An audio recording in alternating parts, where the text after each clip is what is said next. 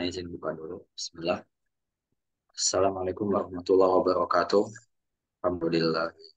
Hamdan katsiran tayyiban barakan fi kama yuhibbu rabbuna wa yarda. Wa asyhadu an la ilaha illallah wahdahu la syarika lahu wa asyhadu anna Muhammadan abduhu wa rasuluh. Shalawatullah wa salamu alaihi wa ala alihi wa ashabihi wa man tabi'ahum bi ihsan ila yaumiddin. Amma ba'd. Allahumma inna nas'aluka ilman nafi'an wa rizqan tayyiban wa amalan mutaqabbalan. Para hadirin jamaah Bumi Mengaji dimanapun berada yang dirahmati oleh Allah Subhanahu wa taala.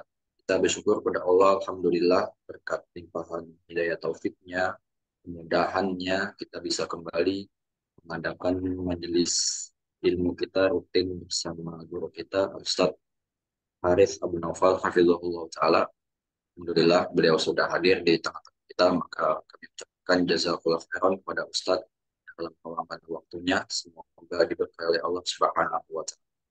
Kemudian juga para jemaah yang telah hadir berpartisipasi bersama kita semuanya. Kami juga ucapkan jazakallahu khairan. Semoga waktu yang kita luangkan semua bermanfaat dan diberkahi oleh Allah Subhanahu wa taala. Baiklah, informasi terkait kajian kita pada kesempatan kali ini, insya Allah akan ada sesi tanya jawab nanti di akhir acara. Untuk penanya yang ingin bertanya langsung kepada Ustadz bisa menekan tombol raise hand nanti ketika dipersilakan. Kemudian jika ingin pertanyaannya dibacakan oleh kami, maka silakan diketikkan dan dikirimkan kepada host nama Rizky Agung. Nanti selanjutnya saya bacakan kepada Ustadz. Baik, langsung saja kita mulai ke penyampaian materi dari Ustadz. Ke waktu dan tempat, silakan untuk Ustadz. Tafadhol Ustadz. Baik, barakallahu fikum, jazakallahu khairan. Bismillahirrahmanirrahim. Assalamualaikum warahmatullahi wabarakatuh. Alhamdulillah, alhamdulillahi hamdan katsira thayyiban mubarakan fih, mubarakan alaih, kama yuhibbu rabbuna wa yarda, wa usallim ala nabiyina al-karim Muhammadin wa ala alihi wa ashabihi wa man tabi'ahum bi ihsanin ila yaumiddin. Saudara-saudaraku, kaum muslimin dan kaum muslimat rahimani wa rahimakumullah, alhamdulillah pada malam hari ini Allah Subhanahu wa taala kembali mempertemukan kita dan tentunya masih pada lanjutan kitab I'tiqad Ahli Sunnah yang disusun oleh Al-Imam Abu Bakar Al-Ismaili rahimahullahu taala, dan kita sudah berada di penghujung dari kitab.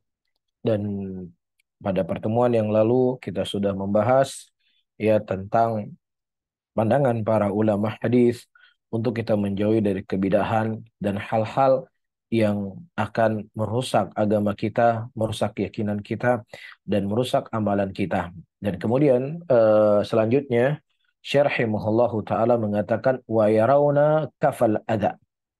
Ya, sepertinya poin ini belum kita baca. Wa yarawna kafal adza wa tarkal ghibah. Kemudian beliau membahas tentang permasalahan akhlak. Ya, karena sebelumnya pembahasan-pembahasan yang kita bahas dari awal kitab sampai akhir dari pembahasan kita sebelumnya adalah antara hubungan kita dengan Allah Subhanahu wa taala. Nah, sekarang Syekh rahimahullahu taala berbicara antara hubungan kita dengan manusia. Nah, ini sesuatu hal yang tidak bisa terlepaskan. Ketika seseorang dia memiliki hubungan baik dengan Allah Subhanahu wa taala, maka efek dari hubungan baik dia dengan Allah adalah berhubungan baik juga dengan manusia. Dan Allah Subhanahu wa taala menyebutkan prinsip ini dalam Al-Qur'anul Karim, ta'awanu 'alal birri wat taqwa wa la ta'awanu 'alal itsmi wal 'udwan wattaqullaha innallaha syadidul iqab. Saling tolong menolonglah kalian di dalam kebaikan dan ketakwaan, dan jangan saling tolong menolong dalam dosa dan permusuhan. Dan takutlah kalian kepada Allah Subhanahu wa taala, sesungguhnya Allah Subhanahu wa taala iqabnya itu sangat-sangat pedih. Dalam ayat ini Allah Subhanahu wa taala menyebutkan dua prinsip. Prinsip yang pertama hubungan kita dengan manusia, dan prinsip yang kedua hubungan kita dengan Allah Subhanahu wa taala. Dan Allah dan Rasulullah sallallahu alaihi wasallam ia menyebutkan tentang hadis ya, satu kondisi ketika seseorang berbuat dosa dengan manusia, dan satu kondisi seseorang yang berbuat dosa kepada Allah Subhanahu wa taala. Ya, hadis tentang orang-orang yang bangkrut. Rasulullah sallallahu alaihi wasallam bertanya kepada para sahabat, "Hal tadru ma huwal muflis?" Apa kalian tahu siapa orang yang bangkrut? Kemudian para sahabat berkata, orang yang bangkrut adalah orang yang mereka tidak memiliki mata, tidak memiliki sesuatu barang yang bisa dia jual. Kemudian kata Nabi SAW, orang yang bangkrut adalah orang yang dia datang nanti kelak di yaumul qiyamah membawa amalan yang sangat banyak. Dari sholatnya, dari puasanya, dari zakatnya, dari hajinya. Akan tetapi orang ini tidak menjaga hubungan baik dia dengan manusia. Dia menggibai si fulan, dia memfitnah si fulan, dia memukul si fulan, dia mengambil hak si fulan. Ya akhirnya orang-orang yang dia zalimi tadi menuntut di hadapan Allah Subhanahu wa taala dan kemudian mereka berkata, "Ya Allah, si fulan telah menzalimi saya." Apa yang terjadi? Allah Subhanahu wa taala memberikan pahala yang dia lakukan di dunia tadi dengan lelah, capek, dia kumpulkan amalan yang amalan itu akan bisa menolong dia dari nerakanya Allah, justru Allah Subhanahu wa taala memberikan kepada orang yang dia zalimi.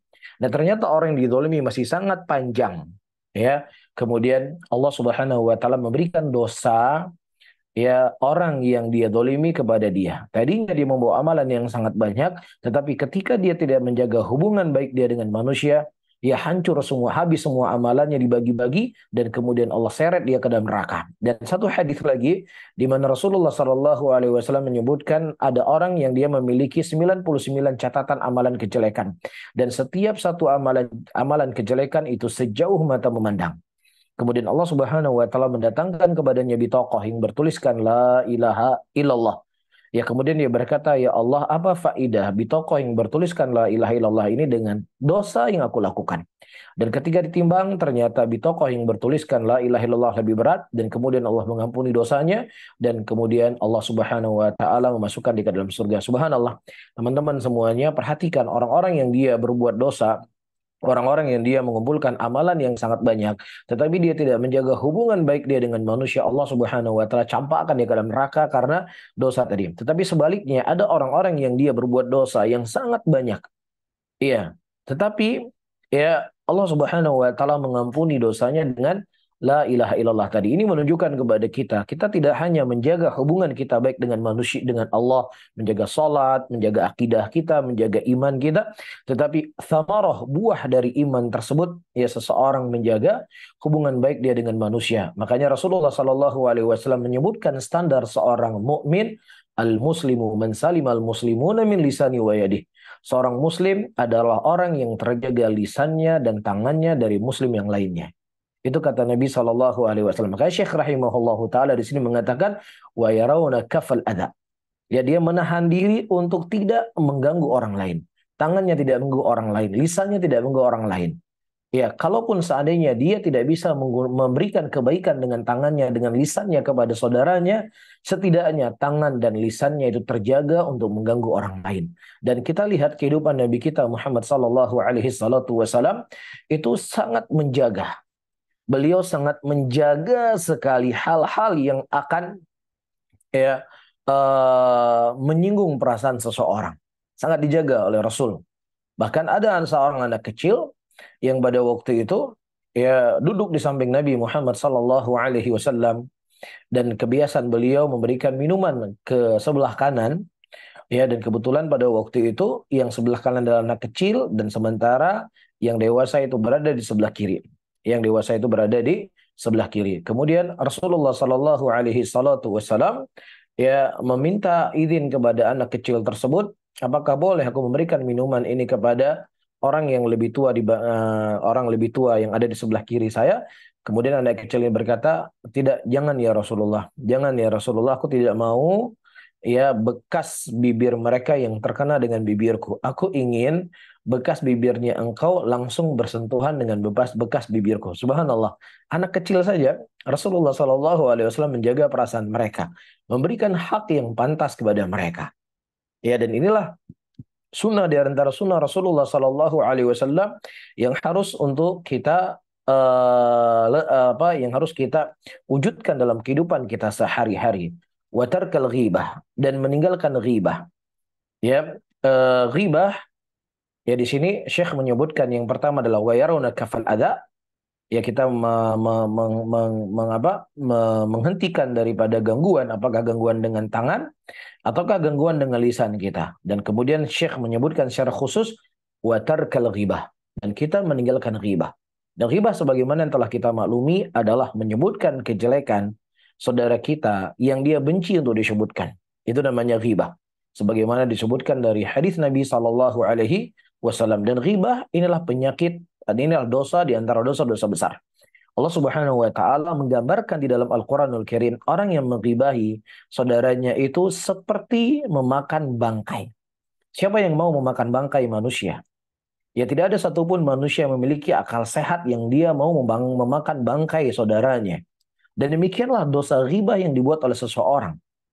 Iya, Allah Subhanahu wa taala mengibaratkan seperti dia memakan bangkai. Sampai-sampai Nabi Shallallahu Alaihi Wasallam pernah berkata kepada Aisyah radhiyallahu taala anha, ketika beliau mengatakan salah seorang dari istri Nabi Shallallahu Alaihi Wasallam pendek, kata Nabi, kalau seandainya ucapan kau ini ya dilemparkan ke lautan, maka niscaya akan mengganggu makhluk-makhluk yang ada di laut sana. Ya, dan dosa inilah dosa yang terkadang seseorang tidak menyadarinya. Ya, seseorang yang kadang-kadang dia terlena, yang membicarakan tentang aib orang lain, membicarakan tentang kekurangan orang lain. Dan perlu diingat teman-teman semuanya, ya ketika kita mendengar ghibah, ya dan kita suka mendengar ghibah, sebenarnya kita sedang memelihara dia untuk menjelekan kita. Kita sedang memelihara dia untuk menghibahi kita. Kenapa? Ya karena seseorang ketika dia ya mendengar ghibah tentang orang lain di hadapannya, maka dia tidak akan merasa aman, orang itu akan menghibai Anda di belakang Anda.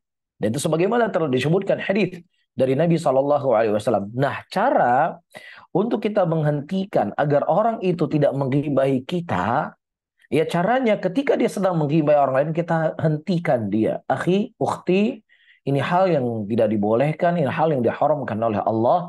Kalau seandainya engkau makan riba, engkau mencuri, ada hasil yang engkau dapatkan dari curian tersebut, ya walaupun itu dosa, tapi ada manfaatnya yang ada di tangan engkau.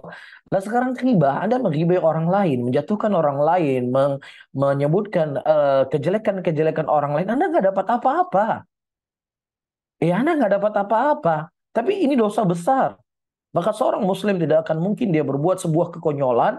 Seorang muslimah tidak akan mungkin berbuat sesuatu perkara yang tidak memberikan manfaat untuk dunia dan akhiratnya. Nah sekarang ghibah tadi bukan hanya tidak memberikan manfaat dunia dan akhiratnya, tetapi itu merugikan dunia dan akhirat seseorang. Ya, dan kemudian Syekh rahimahullahu taala di sini mengecualikan illa liman adhara bid'atan wa hawa yad'u ilaihima. Kecuali orang-orang yang menampakkan kebidahan. Dia menampakkan hawa. Yang dia menyeru manusia kepada bid'ah tersebut. Yang dia menyeru manusia kepada hawa tadi. فَالْقَوْلُ فِيهِ لَيْسَ بِغِيبَةٍ indahum. Nah, ketika seseorang berbuat bid'ah, ya, apakah bid'ah yang berupa ucapan, ataukah bid'ah yang berupa perbuatan, ya, atau dia condong dengan hawa nafsu, dan dia menyeru manusia kepada bid'ah tadi. Dia menyeru manusia kepada hawa tadi.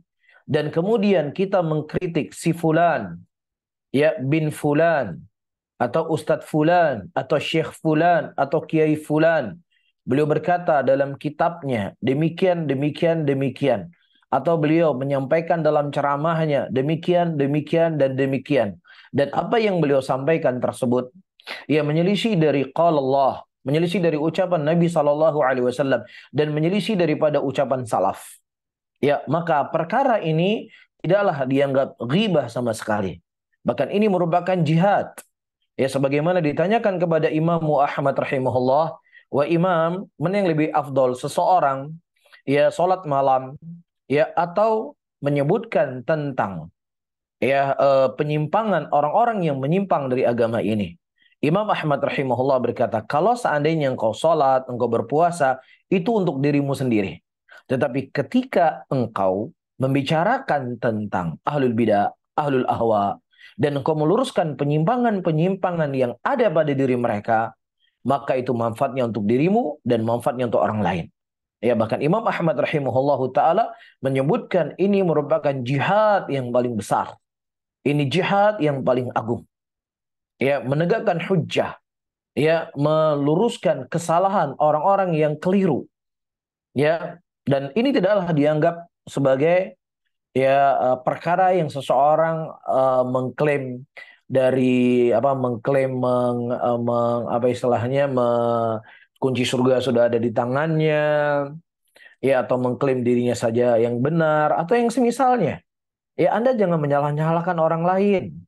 Ya Anda jangan menganggap diri Anda saja yang benar. Allah yang Maha tahu siapa yang benar dan siapa yang salah. 6, kita sepakat. Kita sangat sepakat. Ya Allah Subhanahu wa taala yang Maha tahu siapa yang benar dan siapa yang salah. Ya, ini adalah ucapan yang kita sepakati. Cuman masalahnya saudaraku, saudariku, Allah Subhanahu wa taala telah menjelaskan kebenaran itu dalam Al-Qur'an, dan juga Allah Subhanahu wa taala telah menjelaskan kebatilan, apa yang batil, apa yang keliru, apa yang salah yang di dalam Al-Qur'anul Karim. Ya, tibyanan likulli syai'in wa huda wa rahmatan wa busyra lil muslimin. Ya, tibyanan likulli syai'in wa huda wa rahmatan wa busyra lil muslimin. Al-Quran itu penjelas segala sesuatunya. Dia petunjuk, dia rahmat, dan dia pemberi kabar gembira kepada muslimin. Wala ya'tunaka bimathalin illa ji'naka bil haqq. Dan tidaklah mereka mendatangkan sesuatu kebatilan kecuali kita akan mendatangkan jawabannya dalam Al-Quran. Ya, jadi segala sesuatu yang dibutuhkan oleh manusia untuk mendekatkan dirinya kepada Allah Rabbul Alamin, ya maka itu semuanya telah diterangkan oleh Allah dan Rasulnya. Nah, kalau seandainya Anda komitmen dengan ucapan Anda, Allah yang lebih tahu siapa yang benar, Allah yang lebih tahu siapa yang salah. Nah, ketika saya menukilkan ucapan Allah, ketika saya menukilkan ucapan Rasul tentang baiknya ataukah jeleknya sebuah perbuatan tersebut, seharusnya Anda terima. Ya, karena Anda sendiri yang mengatakan Allah yang lebih tahu tentang kebenaran. Nah, ketika Anda sendiri yang mengaku bahwasanya Allah yang lebih mengetahui tentang kebenaran, kenapa ketika kita mendatangkan Al-Quran Anda tidak terima? Kenapa ketika kita datangkan hadis Anda tidak terima? Ya, nah ketika kita sudah mendatangkan ayat, iya, tapi kan seseorang itu punya interpretasi di dalam memahami Al-Quran. Itu menurut Anda. Ya, menurut orang lain beda lagi dalam memahami Al-Quran. Subhanallah. Kalau Anda berucap dengan ucapan yang seperti ini, para hadirin dan hadirat, seakan-akan Al-Quran yang Allah Subhanahu wa Ta'ala turunkan kepada kita tidak bisa menerangkan dan menjelaskan mana jalan benar dan mana jalan yang salah. Al-Quranul Karim datang kepada kita sebagai petunjuk. Sehingga di dalam kita memahami Al-Quran, dalam menginterpretasikan Al-Quran itu sudah ada SOP-nya. Ya sudah ada ya patronnya. Patronnya yaitu kembali bagaimana para sahabat Rasulullah Sallallahu Alaihi Wasallam, bagaimana para salaf memahami Al-Quran dan Sunnah itu sendiri. Wa man yushakkikir Rasul min ba'di ma tabayyana lahul huda wa yattabi ghaira sabilil mu'minin nuwallihi ma tawalla wa nuslihi jahannam wa sa'at masirah. Barang siapa yang seseorang durhaka kepada Rasul setelah datang kepadanya petunjuk dan dia mengikuti selain daripada jalannya kaum mukminin, maka kami palingkan mereka kemana mereka berpaling dan kami masukkan mereka ke dalam neraka jahanam, dan neraka jahanam itu sejelek-jelek tempat kembali.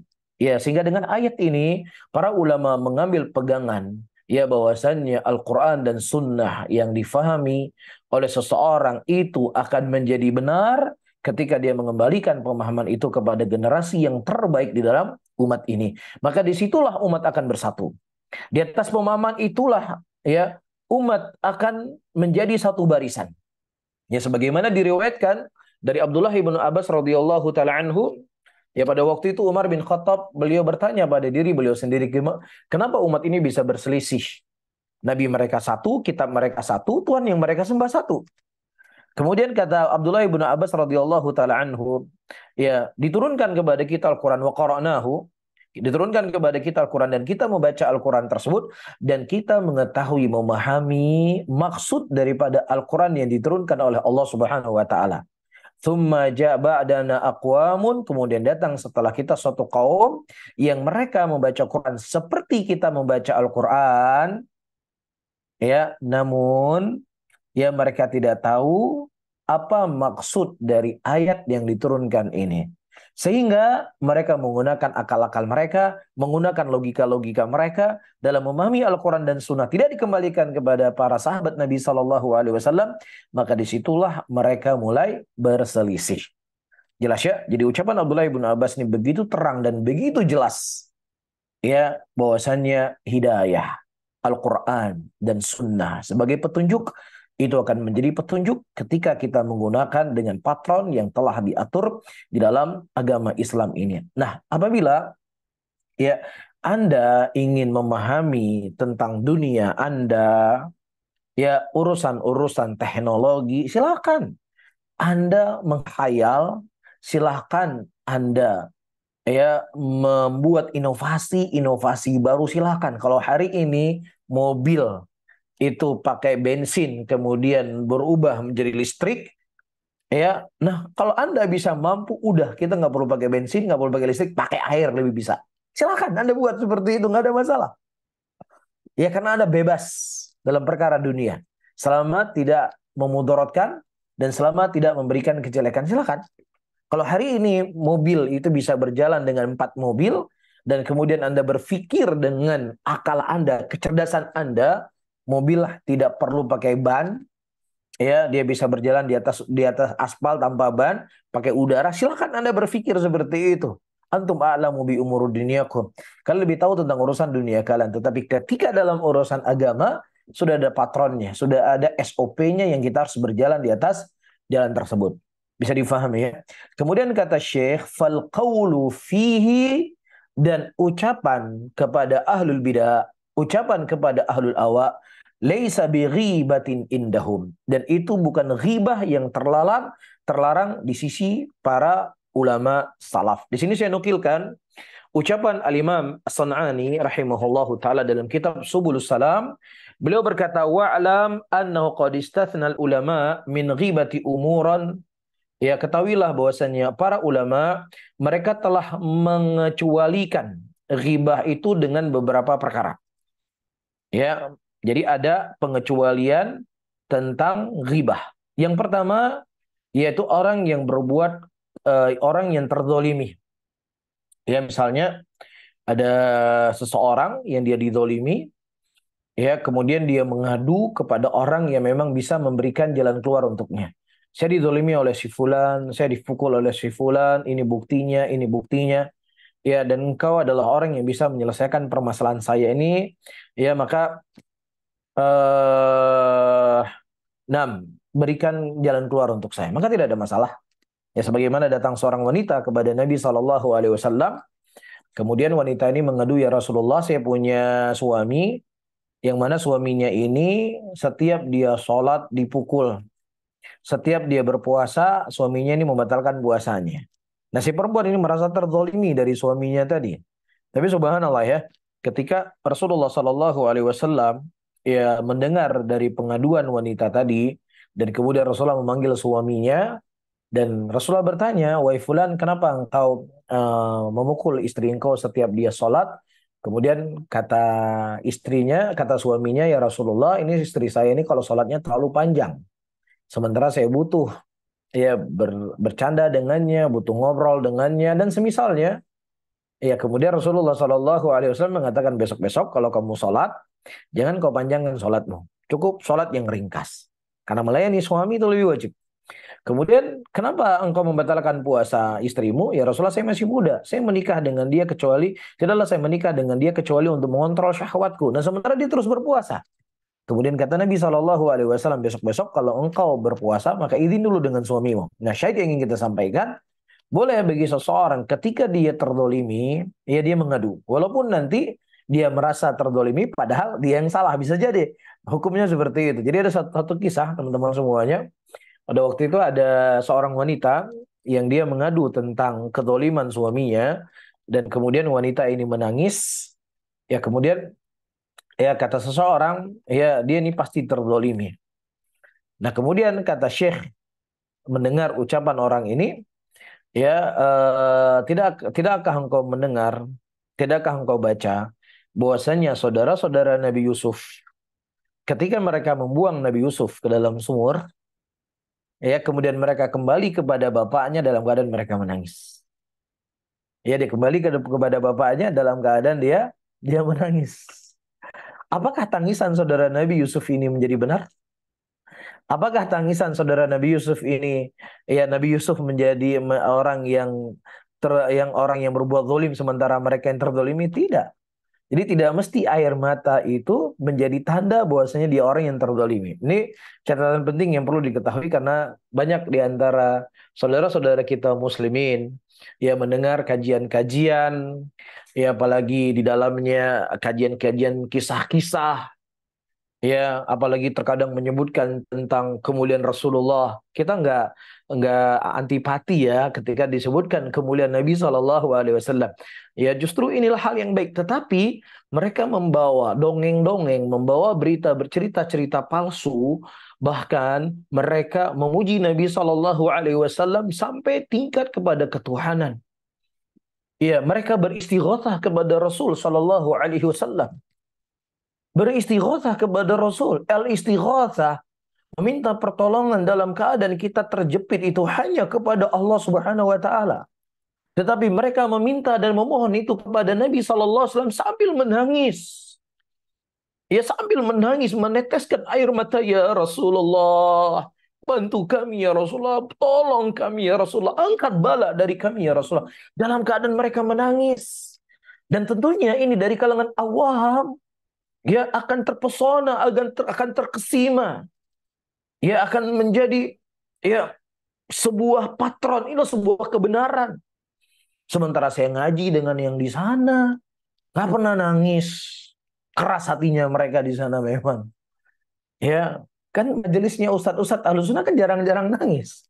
Tapi ini Masya Allah, nangis, terus terharu kita mendengar. Sehingga tersihir seseorang dengan tangisannya. Sementara dia menangis, ia memuji Rasulullah SAW dalam tingkatan dia telah berbuat kesyirikan kepada Allah. Bagaimana seseorang kan ridho? Ya, perbuatan kesyirikan, ucapan kesyirikan. Rasulullah SAW disebutkan dalam sebuah hadis, ketika terjadi musim kemarau, ada seseorang yang mendatangi Nabi Muhammad SAW yang dia menjadikan Rasulullah SAW sebagai wasilah, ya, dengan kemuliaan Nabi SAW agar Allah bisa menurunkan hujan kepada kami. Rasulullah mengatakan, waihak, celaka engkau. Diulang 3 kali oleh Nabi SAW, waihak, waihak, waihak, celaka engkau, celaka engkau, celaka engkau. Ya, dia tidak mengatakan Rasulullah itu mampu dia tidak meminta istighatsah kepada Rasul. Dia minta kepada Allah, tetapi dengan kemuliaan Nabi Muhammad SAW. Marah Nabi Muhammad SAW. Nah, apalagi kalau seandainya Rasulullah mendengar tangisan orang-orang dalam keadaan dia beristighatsah kepada Rasulullah SAW. Ya, bagaimana akan diucapkan oleh Nabi kita? Ya, tetapi inilah terjadi di lapangan para hadirin dan hadirat ini dimuliakan oleh Allah, yang mengharuskan kita ya untuk semangat belajar menuntut ilmu sebagaimana poin yang disebutkan oleh Syekh rahimahullahu taala. Cuman kita sempurnakan faidah yang disebutkan oleh Al-Imam As-San'ani rahimahullahu taala ketika seorang terzalimi. Begitu juga al-isti'anah ala taghyir al-munkar bi dzikrihi ya liman yadhunnu qudratahu ala izalatihi. Dia bisa meminta tolong kepada seseorang untuk bisa mencegah sebuah kemungkaran dari seseorang yang dia tempat lapor itu adalah orang yang memang secara dzon bisa menghilangkan kemungkaran yang dibuat oleh si fulan. Ya, mohon maaf, si fulan itu berbuat seperti ini. Dia nggak cerita kepada semua masyarakat, dia nggak cerita semua manusia. Dia ceritanya kepada orang yang memang si A ini punya kemampuan untuk mengingkari kemungkaran yang dibuat oleh si B tadi misalnya. Makanya dibolehkan. Kemudian yang ketiga, al-istifta. Ya, meminta fatwa. Ya, dia meminta fatwa. Ada seseorang begini. Bagaimana menurut engkau? Boleh. Yang keempat, ya tahdzir, memperingatkan muslimin dari seseorang ya yang di dalamnya itu ya ada penyimpangan atau dalam ilmu hadis perawi hadis yang lemah, hadisnya dia hafalannya nggak kuat, dia ininya nggak bagus, maka tidak ada masalah. Sebagaimana Ali bin Madini rahimahullah, seorang ulama dari ulama hadis, gurunya Imam Bukhari rahimahullah, sejawatnya Imam Ahmad, beliau berkata, Abi dhaif, bapak aku lemah dan jangan kalian mengambil hadis dari bapakku. Bapaknya sendiri dilemahkan oleh beliau sendiri, subhanallah.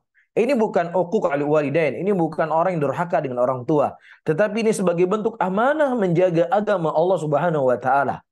Ya, memilih orang-orang yang memang pantas untuk dijadikan sebagai rujukan dalam hadis tadi. Baik. Kemudian selanjutnya para hadirin dan hadirat, yaitu orang yang berbuat kefasikan terang-terangan, dia bangga, dia cerita saya berzina dengan perempuan ini, berzina dengan perempuan ini di sini dan di situ, dia bangga. Menyebutkan ya dosa tadi dengan bangga, maka ini halal untuk kita ribahi. Karena dia sendiri yang memamerkan dosa tadi. Atau orang yang berbuat kebidahan, dan yang terakhir ya ta'rif, untuk mengenal seseorang. Misalnya ada Haris, misalnya ada 7 Haris. Ini Haris yang mana? Oh, Haris yang pendek itu. Oh, Haris yang rambutnya keriting. Oh, Haris yang dia hitam itu. Untuk ta'rif. Ya, maka tidak ada masalah. Ya, tapi kalau seandainya dia inginkan itu adalah untuk merendahkan, maka tidak boleh. Dia mengucapkan hitam ataukah pendek bukan untuk merendahkan, tetapi untuk ta'rif. Ya, sebagaimana dalam ulama hadis ada yang disebut a'war, ada yang disebut a'raj. Ulama hadis ada al-a'raj, Abdurrahman bin Hurmus. Ya, beliau namanya Abdurrahman bin Hurmus, cuma dikenal dengan al-a'raj. Ya, dan ini disebutkan dalam satu syair, "Adz-dzammu laysa bighibatin fi sittatin, mutadhallimun mu'arrifun muhadzirin, wa limudhirin fisqan wa mustaftin, wa man talaba li'anah fi izalatil munkari." Ini disebutkan dalam sebuah syair, yaitu 6 perkara yang boleh bagi kita untuk menggibahi seseorang. Baik. Kemudian para hadirin dan hadirat yang dimuliakan oleh Allah Subhanahu wa taala, poin selanjutnya Syekh rahimahullahu taala mengatakan wa yarawna ta'allumal ilma ya wa talabahu min madhannihi. Mereka memandang para ulama hadis untuk menuntut ilmu dan mengambil ilmu itu min madhannihi, dari tempat-tempatnya. Apakah dari orang yang memang pantas untuk kita mengambil ilmu, atau dari rujukan-rujukan kitab-kitab yang telah ditulis oleh para ulama. Ya, kitab tafsir ini rujukannya, kitab hadis ini rujukannya, kitab akidah ini rujukannya, ya kitab fikih ini rujukannya, kepada ini kita belajar, kepada orang ini kita nuntut ilmu, dan seterusnya. Ya, dan di sini memberikan pelajaran kepada kita para hadirin untuk tidak sembarangan dalam mengambil ilmu. Untuk tidak sembarangan dalam mengambil ilmu. Imam Ibnu Sirin rahimahullahu taala mengatakan al-ilmu ad-din fanzuru aman ta'khadu dinakum. Ilmu itu adalah agama. Maka lihatlah kepada siapa engkau belajar dan menuntut ilmu tersebut. Ya, kalau seandainya kita belajar dengan orang Syiah, kita khawatir kita akan menjadi Syiah. Kalau kita belajar dengan seorang Jahmi, kita khawatir akan terjatuh dalam pemikiran Jahmiyah. Kalau kita belajar dengan seorang Mu'tazili, kita khawatir akan terjatuh menjadi seorang Mu'tazilah. Kalau kita belajar dengan seorang Khariji, kita khawatirkan kita akan terjatuh dalam pemikiran Khawarij. Ya, dan kisah yang sudah cukup sering kita dengar, ya, kisah Salman Al-Farisi radhiyallahu taala anhu. Sebelum beliau bertemu dengan Nabi Muhammad sallallahu alaihi wasallam, beliau para hadirin dan hadirat berguru dengan pendeta-pendeta yang ada di negeri Syam pada waktu itu. Ya, dan setiap pendeta yang beliau datangi, beliau selalu bertanya siapa yang berhak untuk saya mengambil ilmu dari mereka. Hanya ditunjukkan segelintir orang, datanglah si fulan karena si fulan berjalan seperti jalanku dan sahabatku. Sampai terakhir pendeta yang mereka datangi, dan pendeta tersebut berkata, sudah tidak ada lagi orang yang berjalan seperti jalannya aku dan kedua sahabatku. Maka datangilah Nabi yang akan diutus oleh Allah Subhanahu wa taala di akhir zaman, yang Nabi itu akan datang di sebuah negeri, sebuah kota yang banyak pohon kurmanya dan banyak bebatuan hitamnya. Dia tidak makan sedekah, ya, dan dia menerima hadiah, ya, dan dia ada tanda kenabian di pundaknya. Subhanallah. Ini yang dipegang kuat-kuat oleh siapa? Oleh Salman Al-Farisi radhiyallahu taala anhu, sehingga beliau diselamatkan oleh Allah Subhanahu wa taala dan bertemu dengan Nabi Muhammad sallallahu alaihi wasallam. Dalam keadaan negeri Syam adalah negeri Nasrani yang banyak sekali pendeta-pendeta yang ada di negeri tersebut. Tetapi subhanallah tapi guru-guru Salman Al-Farisi ya tidak menunjukkan kepada si fulan dan alan, ya, tetapi beliau selektif dalam memilih orang-orang yang memang bisa dijadikan sebagai rujukan. Nah, begitu juga kitab. Ya, karena sebagian orang ketika mereka melegalkan sebuah perbuatan kebidahan misalnya, atau perbuatan yang menyelisih dari sunnah Rasulullah, mereka mengatakan ada di kitab itu. maka kita katakan tidak semua apa yang ada di kitab itu menjadi benar.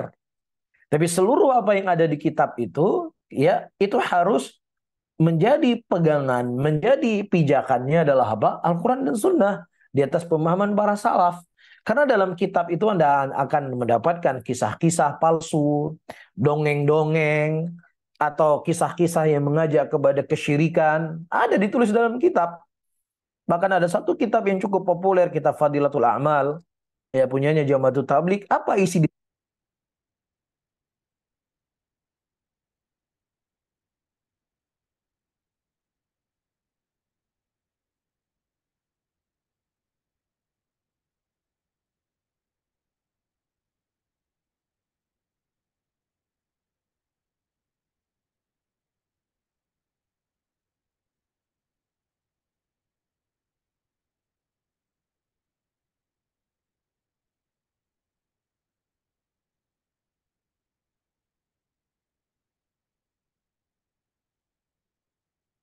dalam kitab menjadi benar? Tidak bisa. Semua apa yang tertulis, semua apa yang terucap, ya itu dikembalikan kepada patron kita Al-Quran, Sunnah Rasulullah Sallallahu Alaihi Wasallam, dan sesuai dengan pemahaman para jelas ya. Jadi, nah begitu juga ya min madhannihi, dari kitab-kitab, bukan dari mimpi-mimpi. Ya, bukan dari mimpi-mimpi, dari perasaan seseorang, dari pengalaman seseorang. Menurut pengalaman saya ya, jadi kalau seandainya saya meyakini ini, saya tuh jadi tenang. Tapi kalau seandainya saya meyakini yang kayak gini, hidup saya nggak tenang. Tapi kalau saya memahami yang seperti ini, tentang ini dan ini, maka ini akan membuat hidup saya tenang. Lah, Allah mendatangkan Al-Quran, mendatangkan Sunnah, mendatangkan Nabi. Ya, kepada itulah yang kita jadikan rujukan untuk kita ikuti, bukan pikiran Anda, bukan perasaan Anda, bukan logika Anda. Ittabi'u ma unzila ilaikum min rabbikum. Ikutilah apa yang diturunkan oleh Rabb kalian kepada kalian. Itu yang menjadi patron kita di dalam beragama ini. Ya, jadi bukan logika orang, bukan perasaan orang, bukan pemikiran orang, bukan mimpi orang, tetapi di dalam madhanihi. Ya sudah jelas Al-Quran dan Sunnah dan buku kitab-kitab yang telah menjadi rujukan para ulama kita. Wal jidda fi ta'allumil Qur'ani. Dan kita bersungguh-sungguh untuk mempelajari Al-Quran. Wa ulumihi wa tafsirihi. Ilmu Al-Quran, tajwidnya kah? Ya, ataukah usul tafsirnya dipelajari. Ya, dan begitu juga tafsir dari Al-Quran. Ini merupakan ilmu yang paling bermanfaat. Ya, karena Al-Quran adalah pokok daripada segala ilmu, pokok daripada segala kebaikan. Begitu juga wasima'u sunnanir Rasul sallallahu alaihi wasallam. Begitu juga kita mendengar ya hadis-hadis Rasulullah sallallahu alaihi wasallam wa jam'iha, dan mengumpulkan hadis-hadis Nabi. Ya, makanya majelisnya para ulama terkadang ada majelis qiraatan. Majelis yang itu hanya sekedar membaca hadis-hadis yang datang dari Nabi Muhammad sallallahu alaihi wasallam. Ya, gurunya guru kami Syekh Muqbil rahimahullah. Ya, beliau punya pelajaran pada zuhur, pada asar, pada maghrib. Isinya semua buku hadis. Ya, zuhurnya beliau membaca tafsir Ibnu Katsir, asarnya beliau baca buku hadis, maghribnya beliau baca buku hadis, asarnya baca Sahih Bukhari, maghribnya baca Sahih Muslim. Ya, begitu juga Syekh Abdul Muhsin Al-Abbad hafizahullah taala, imam hadis di kota Madinah. Ya, saya mendengar beliau dari semenjak beliau mengisi di Masjid Nabawi, ya sampai terakhir beberapa bulan lalu beliau mengisi, itu sudah mengkhatamkan Sahih Bukhari mungkin sekian kali, 5 kali atau 7 kali. Ya, tamat Sahih Bukhari, baca lagi Sahih Muslim. Tamat Sahih Muslim, baca lagi Sunan Abu Daud. Tamat Sunan Abu Daud, baca lagi Sunan Tirmidzi.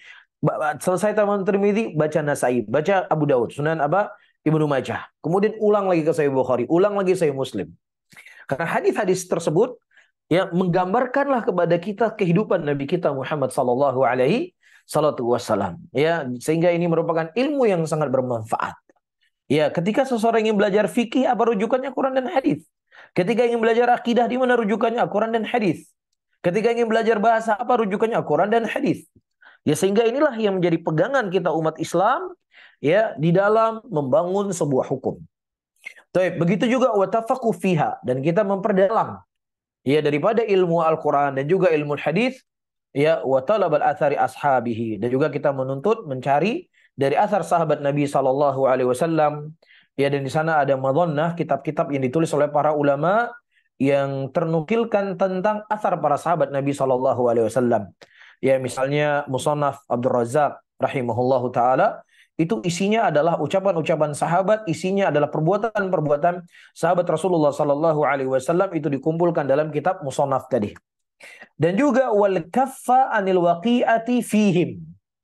Dan kita menahan diri untuk merendahkan dan menjatuhkan para sahabat Rasulullah sallallahu alaihi wasallam. Dan di sini disebutkan oleh al-Imam Abu Zur'ah rahimahullahu taala, "Idza ra'aita ar-rajula yatanaqqasu ahadan min ashabi Rasulillah sallallahu alaihi wasallam fa'lam annahu zindiqun." Kalau seandainya engkau melihat seorang laki-laki yang dia merendahkan salah seorang dari sahabat Rasulullah sallallahu alaihi wasallam, ketahuilah bahwasannya adalah zindiq. Ya, ketahuilah dia itu zindiq. Ya. Wadzalika anna Rasulullah sallallahu alaihi wasallam innana haqqun. Ya, dan Nabi sallallahu alaihi wasallam di sisi kita adalah kebenaran. Wal Quran adalah hak. Dan orang yang menyampaikan kepada kita Al-Quran, orang yang menyampaikan kepada kita hadis Rasulullah sallallahu alaihi wasallam adalah sahabat Rasulullah sallallahu alaihi wasallam. Nah, ketika seseorang mereka mencela para sahabat Rasulullah, yang mana tujuan mereka bukanlah sahabat Rasulullah sallallahu alaihi wasallam, tetapi tujuan mereka adalah untuk menolak Al-Qur'an, menolak hadis Rasulullah sallallahu alaihi wasallam. Ketika kita bacakan kepada mereka hadis yang datang dari Aisyah radhiyallahu taala anha, mereka mengatakan Aisyah pelacur, nggak bisa kita ambil hadisnya. Ketika kita datangkan riwayat dari Umar bin Khattab, mereka mengatakan Umar bin Khattab adalah pengkhianat, telah mengambil dari kekhalifahan Ali bin Abi Thalib radhiyallahu taala anhu, pengkhianat, nggak bisa kita ambil hadisnya. Ketika kita bawa hadis Abu Bakar As-Siddiq, Abu Bakar As-Siddiq telah mengambil haknya Ali bin Abi Thalib dan dia pengkhianat, nggak bisa kita ambil hadisnya. Nauzubillah.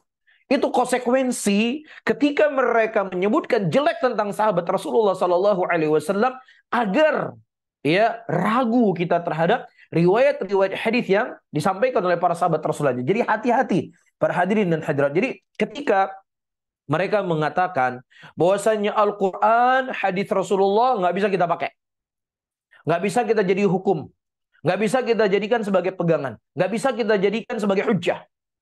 Orang yang paling bodoh pun tahu kalau ini merupakan ucapan kufur. Orang yang nggak sholat pun faham ini ucapan yang batil, yang harus diingkari. Ya, tetapi mereka tidak datang dengan kalimat yang saya sebutkan tadi. Ya, namun mereka datang dengan mencela para sahabat Rasulullah sallallahu alaihi wasallam, mencela Abu Bakar, mencela Umar, mencela Utsman, mencela Aisyah, mencela Abu Hurairah, mencela Aisyah, mencela Abdurrahman bin Auf dan sahabat-sahabat Rasulullah sallallahu alaihi wasallam yang lainnya, yang tujuannya agar apa? Kita menolak Al-Qur'an dan menolak hadis-hadis Rasulullah yang datang dari mereka. Jadi tujuannya sama, ingin menjauhkan manusia dari Al-Qur'an dan Sunnah. Cuman satu datang dengan bab syubhat, yang satu datang terang-terangan, yang terang-terangan mudah diketahui oleh orang yang awam sekalipun. Adapun yang datang dengan syubhat tadi dicampurkan antara hak dengan kebatilan, maka hanya orang-orang tertentu yang diberikan taufik oleh Allah Subhanahu wa taala akan memahami perkara tersebut. Bisa difahami teman-teman semuanya, dan setiap ahlul batil, para hadirin akan datang, kebatilan mereka dibungkus dengan seakan-akan itulah sebuah kebenaran. Makanya para ulama kita, mereka menghukumi kafir orang-orang yang mereka mencela sahabat Rasulullah sallallahu alaihi wasallam. Kenapa? Karena ini hal yang sangat berbahaya. Dengannya akan ditolak Al-Qur'an, ditolak hadis-hadis Rasulullah sallallahu alaihi wasallam. Bisa difahami ya? Jadi ini poin yang sangat penting. Wal kaffa 'anil waqi'ati fihim. Dia kita menjaga lisan-lisan mereka kita. Jangan sampai merendahkan sahabat Rasulullah sallallahu alaihi wasallam. Jaga lisan. Jangan sampai tangan kita ini tidak berlumuran darah sahabat Rasulullah sallallahu alaihi wasallam karena kita tidak hidup di zaman mereka, tetapi lisan kita ini melukai sahabat Rasulullah sallallahu alaihi wasallam, dan ini sangat berbahaya untuk akidah seorang muslim dan akidah seorang muslimah. Wa ta'awwalu al-qabih alaihim. Dan kemudian kita mentakwil. Kita membawa kepada hal yang baik ketika kita mendengar sesuatu dari sahabat Rasulullah sallallahu alaihi wasallam. Dan inilah akidah Ahlussunnati wal Jamaah sebagaimana disebutkan oleh Imam Ahmad rahimahullahu taala, para hadirin dan hadirat yang dimuliakan oleh Allah, ketika terjadi sesuatu perselisihan dari kalangan para sahabat Nabi sallallahu alaihi wasallam, maka bawalah dia kepada hal yang baik. Namun kalau seandainya Anda tidak bisa mentakwil kepada hal yang baik dari perbuatan sahabat Nabi Shallallahu Alaihi Wasallam, maka engkau diam. Jangan engkau berbicara apa yang engkau tidak ketahui darinya. Tapi kalau seandainya engkau mau berbicara tentang sahabat Rasulullah Shallallahu Alaihi Wasallam dari perselisihan yang terjadi di kalangan mereka, maka bawalah kepada pemahaman yang baik. Ya, mereka semua adalah mujtahid yang apabila benar mereka mendapatkan satu pahala, dua pahala, dan apabila mereka salah, mereka mendapatkan satu pahala. Apakah itu ketika terjadi perang Siffin, apakah itu terjadi perang Jamal atau lain sebagainya, maka di sini ada celah-celah yang akan dimasuki oleh orang-orang Syiah atau yang sejalan dengan jalan mereka untuk mencela sahabat Rasulullah sallallahu alaihi wasallam. Taib, wa yuqilunahum fima jara bainahum ala ta'wil ilallahi azza wa jalla, dan mewakilkan, menyerahkan apa yang terjadi di antara mereka dari perselisihan tersebut, itu takwilnya diserahkan kepada Allah kalau seandainya memang kita tidak mampu untuk mentakwilnya, tidak mampu untuk membawa kepada pemahaman yang baik. Kenapa kita harus demikian? Pertama, Allah Subhanahu wa taala telah memuji mereka dalam Al-Qur'an. والسابقون الأولون من المهاجرين والأنصار والذين اتبعوهم بإحسان رضي الله عنهم ورضوا عنه. Dan orang-orang terdahulu dari kalangan muhajirin dan orang-orang ansar dan orang-orang yang mengikuti mereka dengan cara yang baik, maka Allah telah ridho kepada mereka dan mereka telah ridho kepada Allah Subhanahu wa taala.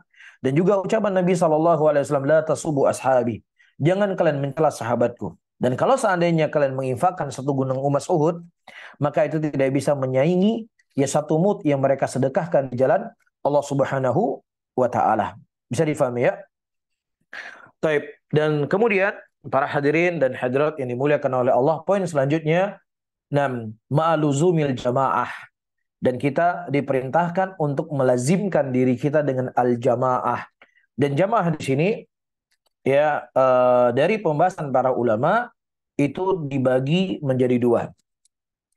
Jamaah yang pertama adalah jamaah sahabat Rasulullah sallallahu alaihi wasallam. Ketika Nabi sallallahu alaihi wasallam menyebutkan tentang perselisihan umat menjadi 73 golongan, dan Rasulullah sallallahu alaihi wasallam mengancam kulluha finnar ila wahidah. Semuanya itu berada dalam neraka kecuali satu. Ya, siapa kelompok yang selamat itu? Ma'ana alihi wa ashabi. Saya dan sahabatku, jamaah sahabat yang berjalan di atas jalan tersebut, maka mereka lah orang yang selamat. Jadi ketika disebut jamaah, adalah jamaah para sahabat Nabi Muhammad SAW. Ya, kita tidak hidup dengan mereka, kita tidak sezaman dengan mereka, kita tidak melihat mereka. Akan tetapi agar kita bisa satu golongan dengan mereka, kita bisa satu jamaah dengan mereka, dengan kita berjalan di atas jalannya para sahabat Nabi SAW. Ya, dalam masalah akidah, dalam masalah akhlak, dalam masalah keyakinan, dalam masalah tauhid. Ya, kita jadikan amalan mereka, keyakinan mereka, jalan mereka, di dalam kehidupan kita beragama. Nah, walaupun kita sendirian, para hadirin dan hadirat, kita tetap dikatakan berjamaah. Sebagaimana disebutkan oleh Abdullah bin Mas'ud radhiyallahu taala anhu, jadilah engkau berada di atas kebenaran walaupun engkau sendiri, maka tetap engkau disebut sebagai jamaah. Tetap kita disebut sebagai jamaah walaupun kita bersendirian. Tetapi ketika jalannya kita, pemikirannya kita, manhajnya kita, akidahnya kita, akhlaknya kita, suluknya kita sama seperti jalannya para sahabat Nabi SAW, maka dihukumi kita sebagai al-jamaah. Bisa difahami ya? Kemudian mana jamaah yang kedua, para hadirin dan hadirat yang dimuliakan oleh Allah, sebagaimana hadis yang datang dari Nabi SAW, perintah beliau untuk kita berpegang bersama mayoritas muslimin wa imamahum, ya, dan imamnya muslimin. Ya, jadi jamaah di sini kita kembali kepada pemerintahan yang sah. Kita taat kepada pemerintahan yang sah. Ya, dan kita taat dan patuh kepada mereka dari hal-hal yang tidak bertentangan dengan syariat Allah Subhanahu wa taala dan tidak bertentangan dengan perintah ataukah larangan Allah Subhanahu wa taala. Karena Rasulullah sallallahu alaihi wasallam mengatakan la ta'ata li makhluqin fi ma'siyatil khaliq. Tidak ada ketaatan kepada makhluk yang itu bentuknya bermaksiat kepada Allah Subhanahu wa taala. Jelas ya? Jadi jamaah ini saya ulangi kembali, yang pertama adalah jamaah ya sahabat Rasulullah Sallallahu Alaihi Wasallam, yaitu kita berjalan di atas jalannya mereka, berakidah dengan akidah mereka, bermanhaj dengan manhajnya mereka, memahami Al-Quran dan Sunnah dengan pemahaman mereka. Dan jamaah yang kedua adalah jamaahnya muslimin yang dipimpin oleh seorang pemimpin muslim yang sah. Taib. Dan kemudian poin yang selanjutnya kata Al-Imam Al-Ismaili rahimahullah, wa ta'affufu fil ma'akil wal masyrab wal malbas. Yang mana kita ta'affuf, kita menahan diri ya di dalam makan, dalam minum dan pakaian. Maksudnya tidak berlebih-lebihan. Ya tidak mubazir. Ya kita berpakaian ya tidak mubazir, begitu juga minum tidak mubazir, begitu juga makan tidak mubazir. Yang akhirnya para hadirin dan hadirat ini muliakan oleh Allah, ya karena mungkin ilmu kedokteran sudah semakin berkembang dan kemudian penyakit-penyakit yang memang banyak didapatkan dikarenakan makanan, ya akhirnya hari ini banyak sekali ya pola-pola hidup sehat. Yang pola-pola ini mungkin nggak diketahui ya atau mungkin nggak tersosialisasi ya 10 atau 20 tahun yang lalu. Ya sekarang hari ini, dulu saya ingat sekali pas kita kecil itu, ya orang yang minum teh pahit yang nggak pakai gula itu biasanya orang-orang Cina ya, yang tua-tua itu pesannya minumannya teh tong gitu kalau kami di Aceh. Ya teh yang nggak pakai gulanya. Ya, nah tapi sekarang ini sudah mulai berpindah anak-anak muda, ya mereka minum gula sekedarnya, tidak banyak minum gula. Karena apa? Karena sudah ada penelitian ataukah banyaknya orang terjatuh penyakit gula dan lain sebagainya karena tidak menjaga makanan. Nah, sementara Islam dengan konsep hidupnya ya itu sudah berbicara tentang makanan dan minuman yang nggak boleh berlebihan. Ya, pernah satu hari saya ikut pengajian Syekh Abdul Razak hafizahullah taala di Masjid Nabawi. Pada waktu itu beliau mensyarah hadis Nabi SAW dari buku seorang ulama di zaman dahulu. Beliau membawa hadis, tidaklah Allah Subhanahu wa taala menurunkan penyakit kecuali bersamanya dengannya Allah menurunkan obat. Ya. Nah, kemudian di dalam ketika mensyarah hadis tersebut beliau menyebutkan satu kaidah ya hidup sehat. Apa itu kaidah hidup sehat? Seseorang tidak memasukkan makanan ya sampai makanan yang dia makan sebelumnya itu sudah kosong. Baru dia masukkan makanan yang lainnya. Ya makanya saya nggak tahu ya benar atau enggak istilahnya fasting ya zaman sekarang. Ya dia berpuasa, dia ada jendela, dia makan jam segini, nanti jam segini dia nggak boleh makan, perutnya harus kosong, ya biar habis dulu makanan di dalam perutnya sekian jam, baru kemudian dia masukkan makanan yang lainnya. Ini kan penelitian modern. Nah sementara dalam Islam, teman-teman semuanya, itu sudah dibahas oleh para ulama ya ribuan tahun yang lalu. Dan telah dijelaskan oleh Nabi SAW dan ayat Al-Quran, kulu washrabu wa la tusrifu. Makan dan minumlah, kalian jangan berlebih-lebihan. Ya, subhanallah, ini menunjukkan keajaiban agama Islam. Ini menunjukkan kesempurnaan agama Islam. Islam bukan hanya mengajarkan kepada kita bagaimana cara kita beribadah kepada Allah, tapi Islam juga mengajarkan kepada kita bagaimana supaya kita hidup sehat. Ya, bahkan disebutkan dalam kisah ketika Aisyah radhiyallahu taala anha ikut berperang, ikut dibawa safar oleh Nabi sallallahu alaihi wasallam, yang kemudian kalung beliau hilang, ya, dan kemudian orang yang menggendong Aisyah radhiyallahu taala anha itu tidak tahu kalau seandainya Aisyah radhiyallahu taala anha tidak ada di dalam sekudup tadi. Ya, sekudup ya namanya, tuh saya lupa. Yang penting sebuah kotak yang dibawa, ya di dalamnya ada istri Aisyah. Nah mereka nggak sadar kalau di dalamnya tidak ada Aisyah. Kenapa? Karena Aisyah mengatakan, karena aku kurus dan kami wanita-wanita pada waktu itu sangat menjaga makanan. Kami tidak makan banyak. Makanya badannya Aisyah kurus. Jadi kalau bayangkan kalau seandainya Aisyah badannya gemuk dan besar, pasti orang yang bawa Aisyah tadi, wah ini kok ringan sekali. Jangan-jangan nggak ada Aisyah karena Aisyah kurus pada waktu itu, maka mereka nggak sadar kalau seandainya Aisyah tidak ada di dalam. Jelas ya? Jadi silakan Anda menikmati dunia ini, silakan Anda makan, silakan Anda minum, tetapi Islam menganjurkan kepada kita jangan berlebih-lebihan. Ya jangan berlebih-lebihan. Ya jadi memang orang-orang ya jadi mau tidak mau inilah yang harus kita jalani. Ya harus diet. Dan ini mungkin pelajaran buat saya sendiri. Ya para hadirin dan hadirat ini dimuliakan oleh Allah Subhanahu wa taala untuk bisa menciptakan kehidupan sehat ya dan hidup sehat dengan cara mengatur makanan, pola makan dan yang semisalnya. Dan disebutkan Nabi kita Muhammad SAW itu perut beliau itu seperti lipatan kertas. Ya, jadi perut beliau itu berkotak-kotak. Perutnya Nabi kita SAW dan bahunya dan bidangnya beliau itu lebar. Ya, jadi Nabi kita tegap, kuat dan kokoh. Ya, ini menunjukkan bahwasannya Islam mengatur segala sendi kehidupan manusia. Wasa'yu fi amalil khair. Dan kita terus bersemangat untuk berbuat kebajikan. Apakah itu ibadah kita dengan Allah ataukah kebajikan kita dengan manusia? Wallahu taala alam bisawab. Mungkin dengan berakhirnya poin ini maka berakhirlah pengajian kita di malam hari ini dan insya Allah mungkin kajian kita selanjutnya adalah pembahasan terakhir dari kitab kita insya Allah di poin 62 ya di poin yang terakhir dan kalau kita baca sekarang sepertinya tidak selesai ya nah wallahu taala alam barakallahu fikum.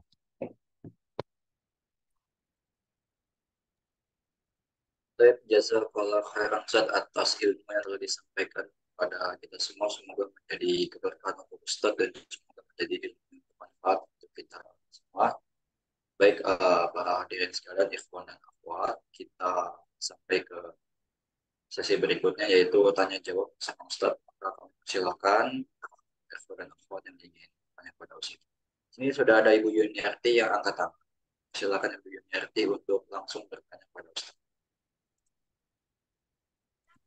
Ya, assalamualaikum warahmatullahi wabarakatuh, Pak Ustadz. Saya ingin bertanya, Waalaikumsalam Pak Ustadz. warahmatullahi wabarakatuh. Sebagai umat Muslim kan kita harus belajar memperdalam ilmu agama ya. Nah, saya ingin bertanya, Pak Ustadz. Saya tuh banyak ya sekarang, bukan sekarang, dari zaman dahulu. Di masjid-masjid itu kebanyakan yang saya alami ya pas dari saya umur 19 tahun tuh saya aktif di majelis taklim ya, Pak Ustadz. Itu kalau yang belajar agama kebanyakan orang-orang tua. Nah, kalau orang-orang anak-anak muda sekarang itu bukannya malas sih, jadi merasa apa risih, apa malu, apa bagaimana saya juga nggak ngerti apa ilmunya, apa karena dia malu udah karena usia, apa dia kurang kurang apa namanya kurang ilmunya. Tapi kalau kita ajak eh, menuntut ilmu malah dia sehingga apa malas, Pak Ustadz. Bukannya malas sih, bukannya datang ke masjid itu banyak ya, Pak Ustadz. Anak-anak muda itu datang ke masjid tapi bukannya mendengarkan ilmu yang disampaikan oleh ustadznya. Kebanyakan itu orang malah datang ke masjid itu ngobrol yang tidak berguna. Itu bagaimana pas kalau seperti itu jajakan? Baik, barakallahu fikum, jazakumullah khairan. Nah, para hadirin dan hadirat, ini menunjukkan kepada kita bahwasannya hidayah itu adalah ya penghargaan yang sangat besar yang Allah Subhanahu wa taala berikan kepada hamba-hambanya. Maka di sini kita harus bersyukur kepada Allah. Ya, bersyukur kepada Allah Rabbul Alamin dengan nikmat yang Allah Subhanahu wa taala berikan, mudah untuk dia berbuat ketaatan, ya nyaman ketika dia mendengar ilmu. Ya kita bersyukur kepada Allah ketika seseorang diberikan hidayah ke dalam atau kepada jalan ini. Dan kemudian yang kedua, kita tidak ingin hidayah itu hanya pada kita saja. Tapi kita menginginkan hidayah itu juga kepada saudara-saudara kita muslimin. Maka di sini usaha kita ya untuk menanamkan kepada mereka kecintaan kepada ilmu, kecintaan kepada agama. Ya, semaksimal mungkin kita berusaha. Dan Nabi kita Muhammad SAW, kalau kita melihat dari hadis-hadis yang datang dari beliau, ya terkadang beliau memberikan kambing yang sangat banyak, memberikan harta yang sangat banyak kepada orang-orang yang baru masuk Islam, ya supaya mereka tertarik dengan Islam tersebut. Bahkan pernah suatu hari Nabi memberikan kambing hampir satu lembah diberikan oleh Nabi SAW. Kemudian dia pulang ke negerinya, ke tempat penduduk, kepada apa, ke masyarakatnya. Dia berkata, ketahuilah oleh kalian bahwasanya Muhammad ini adalah orang yang tidak takut dengan kefakiran. Ya, maka ikutilah jalannya dia. Atau yang semisalnya yang datang dari hadis-hadis Nabi SAW, ini menunjukkan kepada kita boleh ada hal-hal yang kita lakukan agar muslimin itu semangat, ia punya keinginan untuk belajar. Mungkin di awalnya dia ingin mendapatkan hadiah, mungkin awalnya ingin dia mendapatkan uang. Mudah-mudahan nanti setelah dia belajar, dia mengenal Allah, mengenal Rasulnya, dia akan cinta dengan ilmu tersebut dan dia tidak mencari dunia di balik itu semuanya. Al-muhim, kita semaksimal mungkin berusaha agar ilmu yang disampaikan itu menarik, ilmu yang kita sampaikan itu menjadi apa ya, menjadi magnet buat orang lain, ya, dengan hal-hal yang tidak bertentangan dengan syariat. Diantaranya adalah memberikan pemberian-pemberian atau kita memberikan hadiah-hadiah. Dan Syekhuna Syekh Mukbil rahimahullahu taala itu sering di kajian itu kadang beliau memberikan hadiah ini 1.000 real, 1.000 real Yamani, ya, bukan 1.000 real Saudi atau real Qatar, real Emirat, ya, dikasih hadiah.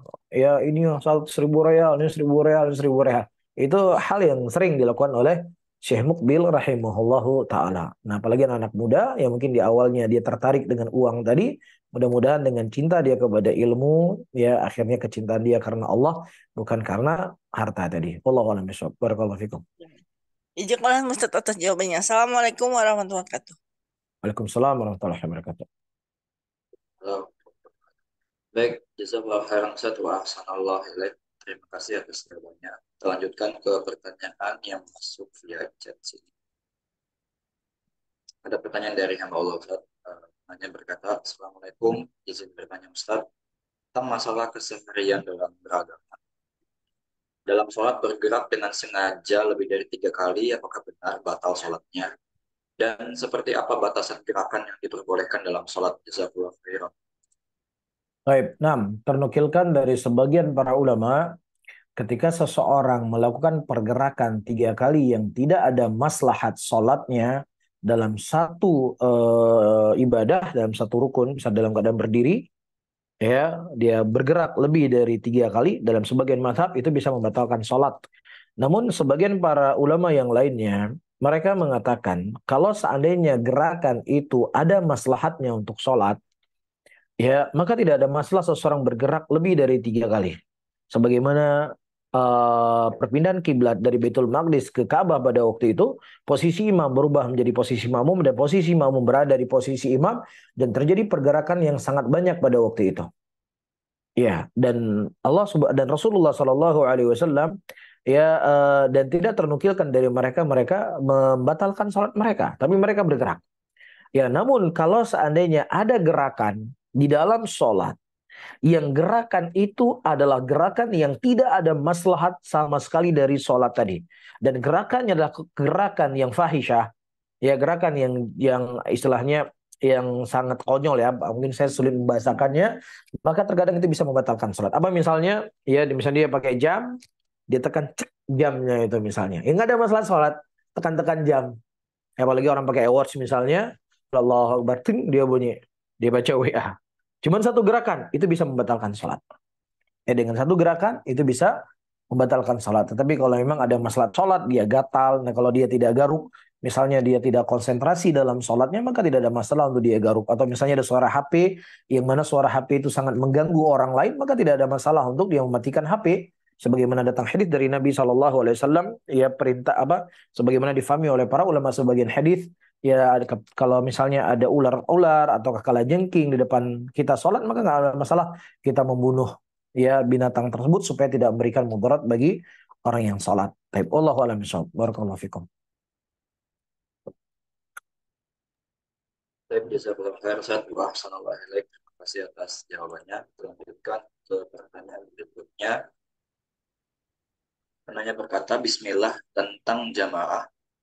Bagaimana dengan para penuntut ilmu yang sebenarnya manhajnya sama di atas sunnah dan Al-Quran? Namun kadang ada sedikit perbedaan yang akhirnya berpecah.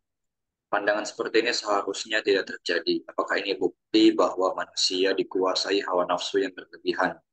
Nasihatnya, jazakallahu khairan. Baik, para hadirin dan hadirat rahimani wa rahimakumullah. Pertama, kita perlu mendudukan permasalahan khilaf yang sedikit. Apa maksudnya khilaf yang sedikit ini? Maka itu perlu ada penerangan. Itu perlu ada kejelasan. Iya, bisa saja itu sedikit menurut kita, tetapi besar dalam syariat. Ya, saya sebutkan contoh. Ya, dalam permasalahan akidah, kita ketahui bahwasanya akidah Ahlussunnati wal Jamaah tentang Al-Qur'an, Al-Qur'an adalah kalamnya Allah Subhanahu wa taala dan itu bukan makhluk. Nah, sementara Mu'tazilah mereka mengatakan bahwasanya Al-Qur'an itu makhluk. Nah, kedengarannya ya, di benak kita kan nggak terlalu besar ya permasalahan yang mengatakan Al-Qur'an kalamullah, yang mengatakan Al-Qur'an itu makhluk. Ya, toh yang mengatakan Al-Quran makhluk atau Al-Quran kalamullah tetap ketika dia sholat bacanya Al-Fatihah kan? Dia tetap dia baca Bismillahirrahmanirrahim, Alhamdulillahirrahmanirrahim, Ar-Rahmanirrahim, Maliki Yaumiddin. Jadi bukan masalah besar di sini. Nah, menurut Anda itu bukan masalah besar. Itu menurut Anda masalah kecil. Tapi dalam timbangan agama itu besar.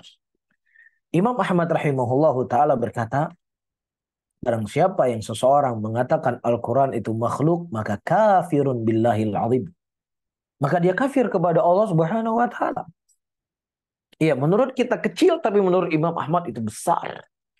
Ya begitu juga ketika seseorang mencela Abu Bakar, mencela Umar, mencela Utsman, ya mencela Aisyah radhiyallahu taala, itu kan masalah pandangan saja. Ya paling penting kan sholatnya 5 waktu. Yang paling penting kan sholatnya ke Ka'bah. Itu masalah basit lah, masalah biasa. Oh, kita katakan tidak.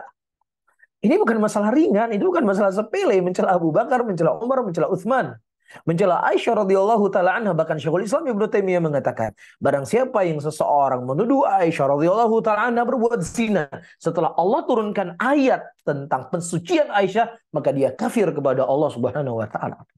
Ya, makanya saya katakan tadi perlu didudukan dulu apa masalah yang kecil tadi. Tapi kalau seandainya maksud dari masalah yang kecil tadi, yang satu pakai video, yang satu nggak pakai video, ya, yang satu misalnya apa lagi ya, pakai yayasan, satu nggak pakai yayasan atau apalah yang diperselisihkan perkara-perkara ijtihadnya para ulama, maka kita sepakat. Ya, kita sepakat. Ini perlu kedewasaan. Perlu kedewasaan dari kalangan para penuntut ilmu ketika ada wajah pandangan yang berbeda di dalam mengambil sebuah hukum fikih dari kalangan para ulama Ahlussunnati wal Jamaah, maka silakan Anda menguatkan pendapat Anda, si A silakan menguatkan pendapatnya, si B silakan menguatkan pendapatnya, tetapi mereka tetap dalam keadaan bersaudara, mereka tetap dalam keadaan ya mencintai karena Allah Subhanahu wa taala, tidak menjatuhkan saudaranya, tidak mengeluarkan saudaranya dari daerah Ahlussunnah ketika itu berbeda dalam pandangan fikihnya. Bisa difahami teman-teman semuanya? Jadi kita perlu dudukan dulu apa masalahnya. Dan juga perlu seseorang di sini keikhlasan kepada Allah Subhanahu wa taala. Ya, karena tidaklah terjadi perselisihan ya ketika pendapatnya tidak diterima dalam perkara itulah perkara ijtihad, maka di sini kurangnya keikhlasan dalam hati kita. Ya, kita sedang mengajak manusia kepada diri kita khawatirkan itu, dan kita tidak mengajak manusia kepada Allah. Ya, kenapa muncul emosi tadi? Kenapa kita marah ketika orang tidak mengikuti pendapat kita? Karena kita sedang ajak diri kita sendiri. Tapi kalau seandainya dia mengajak manusia kepada Allah, Allah punya, ya Allah memberikan hidayah siapa yang Allah kan, ya sudah itu serah sama dia, Allah yang menentukan itu semuanya. Ya, kita berbicara dalam koridor perkara-perkara yang itu adalah perkara ijtihad dan khilaf yang saik di dalam agama ini. Bisa difahami. Dan yang ketiga, kita butuh menuntut ilmu yang lebih dalam.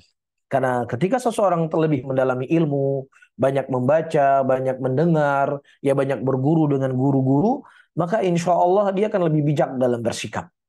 Ya, dia akan lebih bijak di dalam bersikap dalam sebuah permasalahan tidak terkukung dengan satu kotak yang mana dia menginginkan semua pendapatnya itu harus diambil. Wallahu taala alam bisawab. Barakallahu fikum.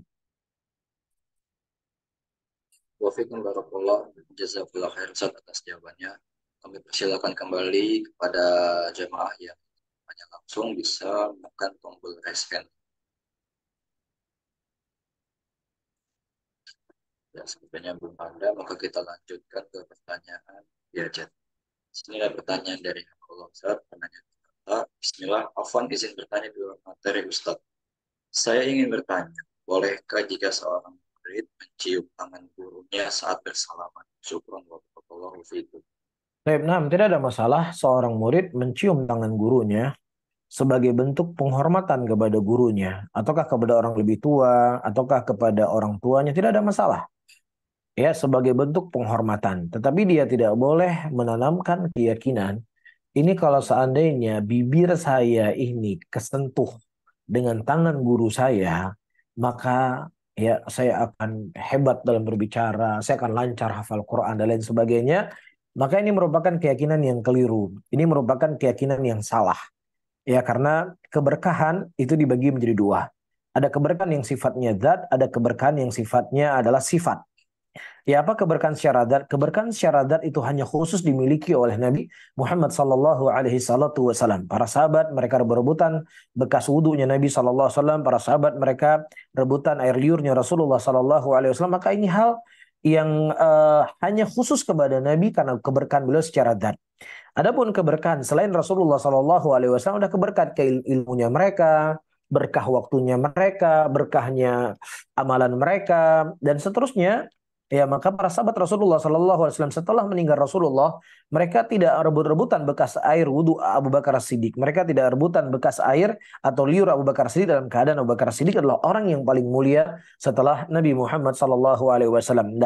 Dan juga tersebutkan dari Umar bin Khattab radhiyallahu taala anhu ketika beliau melewati Hajar Aswad, beliau berkata, "Ya Hajar, innaki hajar la tadur wa la tanfa." Wahai batu, engkau cuma sekedar batu, tidak bisa memberikan manfaat dan juga tidak bisa menghilangkan mudarat. Kalau seandainya aku tidak melihat engkau dicium oleh Nabi SAW, aku tidak mencium engkau. Apa pelajaran bisa kita petik? Tangannya guru kita ya dengan Hajar Aswad, tentunya Hajar Aswad itu jauh lebih berkah.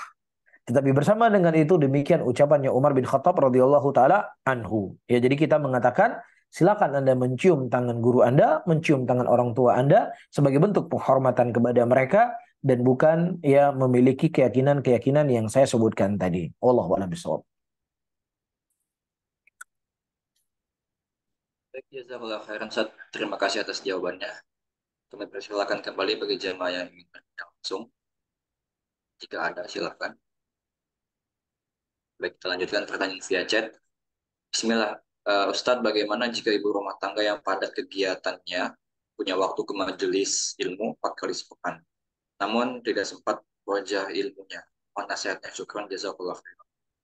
Baik, Masya Allah, ya ibu-ibu yang dia sibuk di rumahnya mengurusi suami dan anak-anaknya, itu sebenarnya adalah bentuk dari merojah ilmunya mereka.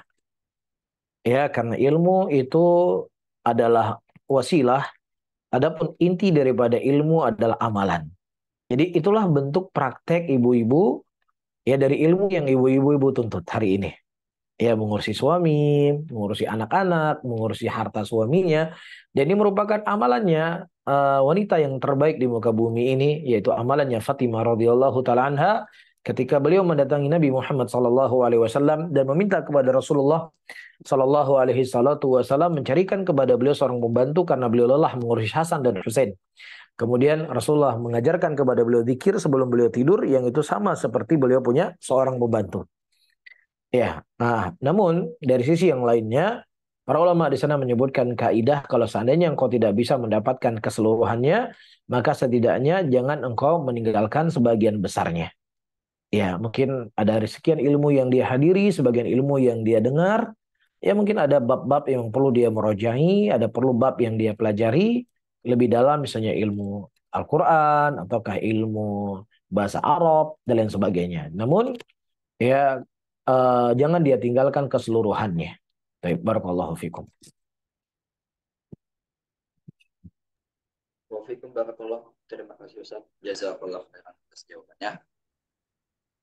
Kita lanjutkan Ustaz, pertanyaan berikutnya dari Bapak Tarmizi Al-Aji. Assalamualaikum warahmatullahi wabarakatuh. Izin bertanya di luar tema. Assalamualaikum warahmatullahi wabarakatuh. Pada kondisi pejuang Muslim Palestina sekarang ini berjuang melawan kezaliman Israel atau Yahudi, bagaimana kedudukan agama seseorang yang menyalahkan atau mengejek pejuang Muslim tersebut? Baik, para hadirin dan hadirat yang dimuliakan oleh Allah, permasalahan ini adalah permasalahan yang besar. Ya, maka masalah yang besar dikembalikanlah kepada orang-orang yang besar pula. Allah Subhanahu wa taala mengatakan dalam Al-Qur'anul Karim, "Idza ja'ahum amru minal amni awil khaufi adha'u bih wa la raddu ila rasuli wa ila uli amri minhum la'alimahu alladziina yastanbitunahu minhum." Ketika terjadi ya perkara-perkara keamanan ataukah perkara ketakutan, dan kalau seandainya mereka tidak menyebarkannya, tetapi mereka kembalikan kepada Rasul dan kepada pemimpin di antara mereka dari kalangan ulama ataukah umaroknya, maka niscaya mereka, para ulama dan umarok tersebut, akan meletakkan sesuatu itu pada tempatnya masing-masing. Ini ayat jelas sekali menunjukkan kepada kita ada hal-hal yang kita harus kembalikan perkara itu kepada para ulama, ya, bagaimana cara mereka menyikapinya. Namun, saya tidak berbicara di sini dalam konteks apa yang terjadi, ya, karena kaidahnya seperti yang saya sebutkan tadi.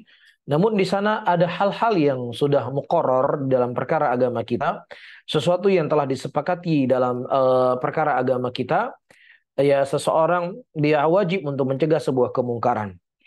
Ya, dan ketika kemungkaran yang dia cegah tadi, jangan sampai memunculkan kemungkaran yang lebih besar. Ini kaidah. Ya, saya ingin berbicara kaidah umum.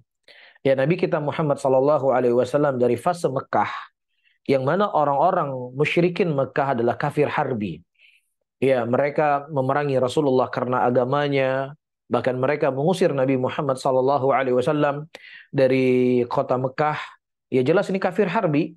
Dan Allah Subhanahu wa taala belum mengizinkan kepada Nabi SAW ya melakukan pembalasan dengan fisik pada waktu itu, karena memang kekuatan muslimin masih lemah. Ya, nah di sini kaidah yang saya sebutkan tadi, ya, menjaga darah muslimin pada waktu itu ya lebih dipertahankan daripada melakukan perlawanan yang mana dikhawatirkan jumlah korban dari kalangan muslimin itu akan semakin besar.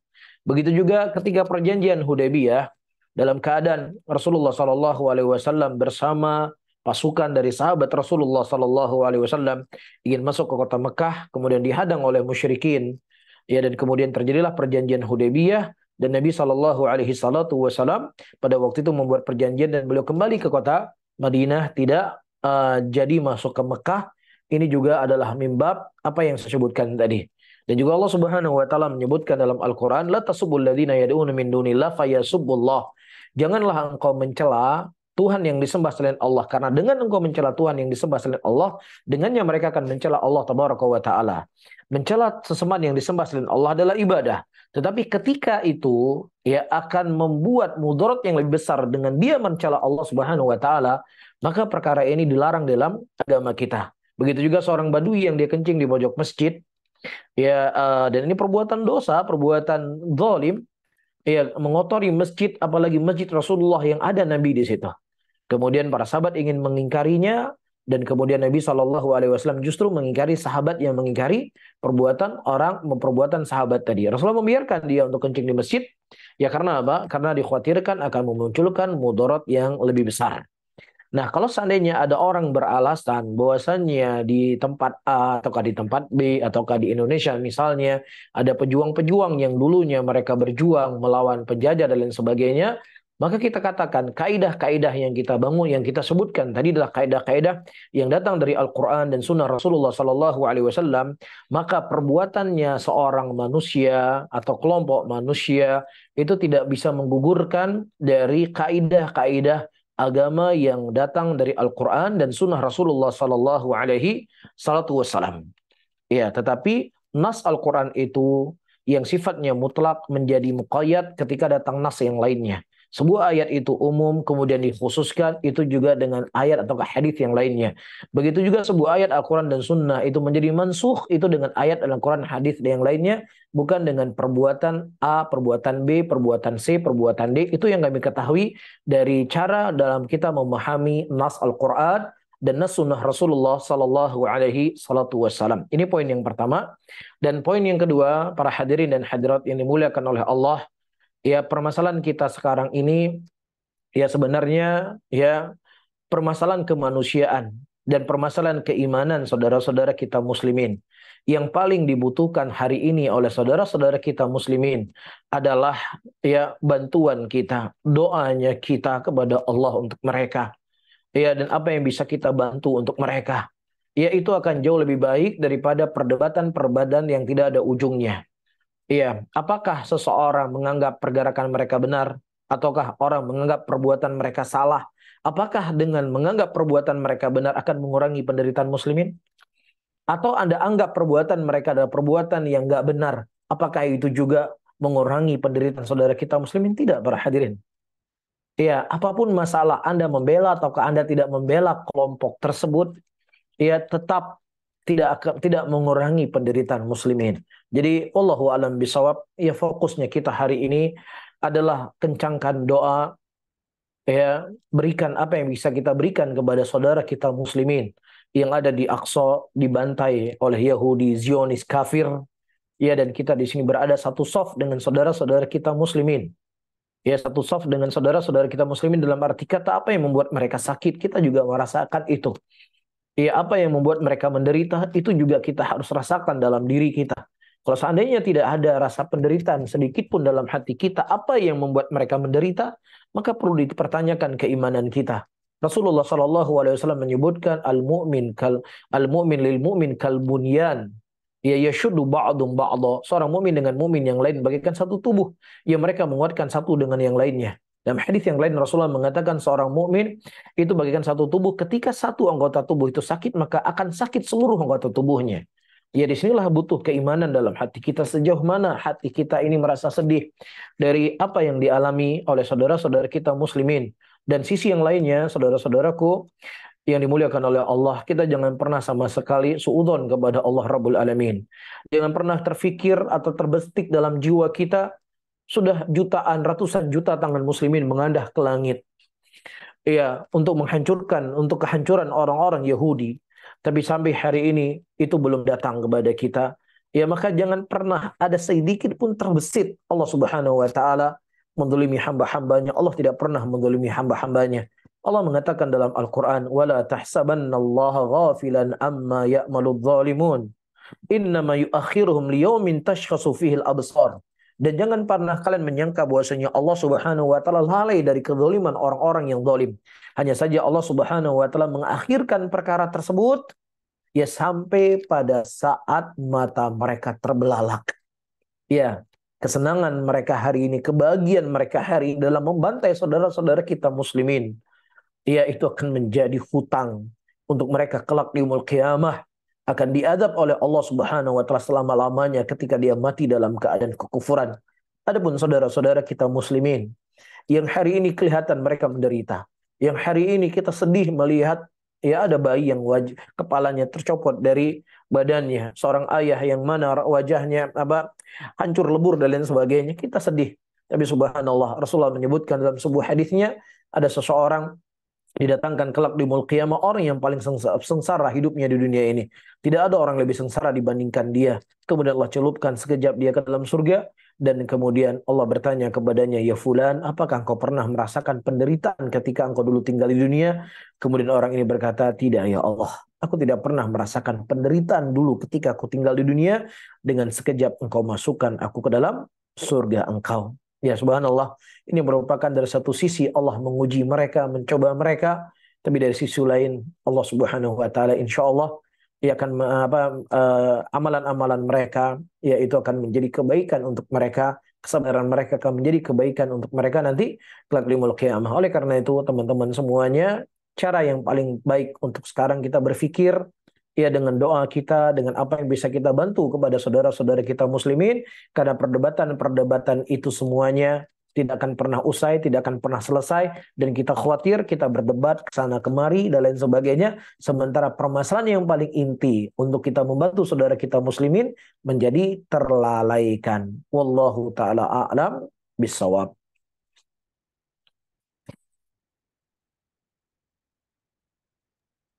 Baik, jazakallah khair Ustaz. Terima kasih atas jawabannya. Insya Allah ada satu pertanyaan terakhir Ustaz Nah, dari, Ustaz Agung. dari hamba Allah Ustaz. Nah, Assalamualaikum warahmatullahi wabarakatuh. Waalaikumsalam warahmatullahi wabarakatuh. Ustaz, apa akidah Hamas? Terima kasih. Wallahu a'lam bishawab, saya tidak tahu. Ya, apakah akidah Hamas, apakah mereka punya akidah khusus? Ya, apakah mereka punya pegangan khusus atau kumpulan orang-orang di situ? Wallahu a'lam, saya nggak tahu.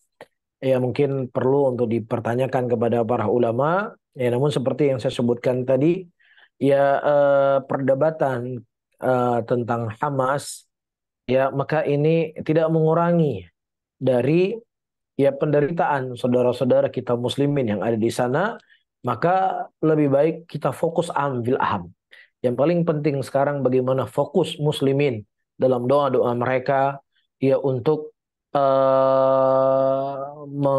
untuk kehancuran orang-orang Yahud dan pembelaan dan pertolongan datang ya kepada saudara-saudara kita muslimin, dan kita lihat bagaimana pandangan para ulama, kita menunggu apa yang mereka fatwakan, maka itu jelas akan lebih baik buat kita. Karena kalau seandainya saya yang berbicara, perdebatan yang sudah begitu panjang, tambah saya lagi berbicara, maka perdebatan itu akan menjadi lebih besar. Dalam arti kata, ya ucapan saya nggak diterima oleh orang-orang. Iya, nggak diterima. Beda halnya kalau yang berbicara Syekh Soleh Fauzan, yang berbicara adalah Lajnah Daimah dan lain sebagainya, ya maka perkara yang besar dikembalikan kepada orang-orang yang besar pula. Wallahu a'lam bishawab. Baik Ustaz, jazakallah khair. Terima kasih atasnya. Ya, baik. Ustaz, alhamdulillah sudah dibacakan semua pertanyaan Ustaz. Sudah diberikan kesempatan juga bagi yang mohon Baik, izin penutupan Ustaz. baik. Barakallahu fikum. Ada yang nutup atau Ustaz Agung? Ana aja Ustaz. Ada, silakan. Baik, alhamdulillah jamaah sekalian sudah kita dengarkan apa yang Ustaz sampaikan, ilmu yang sangat bermanfaat. Kita doakan semoga menjadi kebaikan Ustaz, amal jariah Ustaz, menjadi pempat timbangan kebaikan Ustaz di akhirat kelak. Barakallahu fiik Ustaz, jazakallahu khairan. Kami ucapkan terima kasih Barakallahu fikum. Ustaz atas waktu yang diluangkan dari ilmu yang disampaikan. Kemudian juga kami ucapkan terima kasih kepada para jamaah. Barakallahu fikum atas partisipasinya pada kajian kita pada malam hari ini. Semoga waktu yang diluangkan oleh Allah Subhanahu wa taala. Kemudian kami mohon maaf jika ada kesalahan kata maupun sikap. Semoga dimudahkan berjumpa kembali di kajian berikutnya. Wa sallallahu ala nabiyina Muhammadin wa ala alihi alamin. Subhanallah wa bihamdihi asyhadu an la ilaha illa anta astaghfiruka wa atubu ilaik. Assalamualaikum warahmatullahi wabarakatuh. Waalaikumsalam Jazakallah. warahmatullahi wabarakatuh. Baik, Ustaz Agung, mana izin ya? Tafadhal Ustaz. Baik.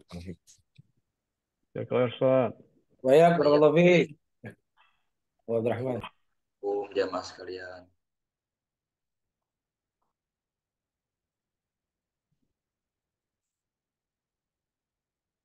Jazakallah khair, Ustaz Agung. Naam wa iyakum.